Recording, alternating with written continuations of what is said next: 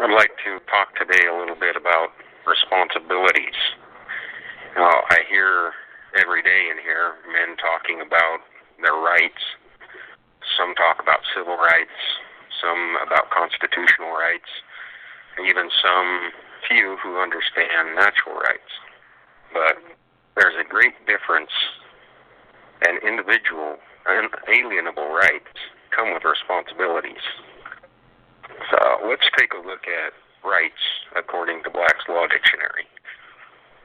First, civil rights are the individual rights of personal liberty guaranteed by the Bill of Rights and by the 13th, 14th, 15th, and 19th Amendments, as well as by legislation such as the Voting Rights Act. Civil rights include especially the rights to vote, the right to due process, and the right to equal protection under the law. Second, we have constitutional rights, a right guaranteed by a constitution, especially one guaranteed by the U.S. Constitution or by a state constitution. And lastly, we have natural rights, a right that is conceived as part of natural law and that is therefore thought to be independent of rights created by government or society, such as the right to life, liberty, and property. All right, so natural rights have nothing to do with man's whims. Where do they come from? Well, natural law, as used here, is a philosophical system of legal and moral principles purportedly derived from a universalized conception of human nature or divine justice, rather than from legislative or judicial action. Moral law embodied in principles of right and wrong. So we've got divine, moral, right and wrong. These are all words we associate with religion. Today, Americans have largely failed to realize how much importance the founders placed on religion. The famous Northwest Ordinance, approved by Congress in 1787, the same year the Constitution was written, stated in Article 3, religion, morality, and knowledge being necessary to good government and the happiness of mankind, schools and the means of education shall forever be encouraged. George Washington stated in his farewell address, of all the dispositions and habits which lead to political prosperity, religion and morality are indispensable supports. And let us with caution indulge the supposition that morality can be maintained without religion. Reason and experience both forbid us to expect that national morality can prevail to the exclusion of religious principles. Now, Benjamin Franklin, in a letter to Ezra Stiles, stated, "Here is my creed.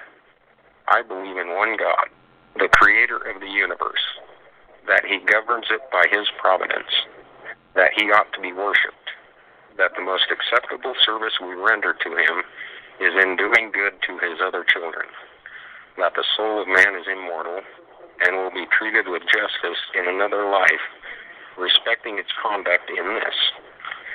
These I take to be the fundamental points in all sound religion." William Blackstone, in his commentaries on the laws of England, wrote, "These rights, then, which God and nature have established, are therefore called natural rights, such as are life and liberty, need not the aid of human laws to be more effectually invested in every man than they are. Neither do they receive any additional strength when declared by the municipal laws to be inviolable. On the contrary, no human legislation has power to abridge or destroy them, unless the owner shall himself commit some act that amounts to a forfeiture." So we can, as individuals, do something to forfeit our unalienable natural rights, but no one else can take them from us without facing God's justice. What are our natural rights, and what are our responsibilities?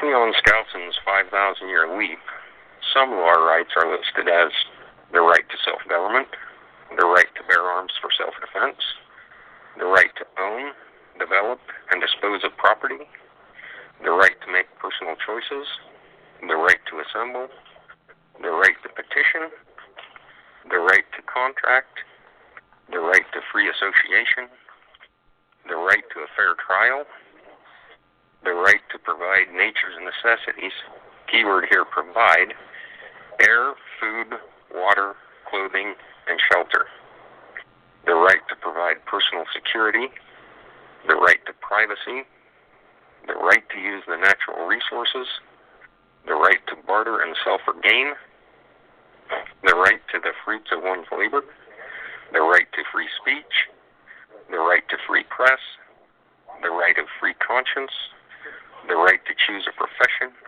the right to choose a mate, and the right to have children. Since nothing in life is free, there are some duties to perform in exchange for these rights. These unalienable duties are an inherent part of natural law.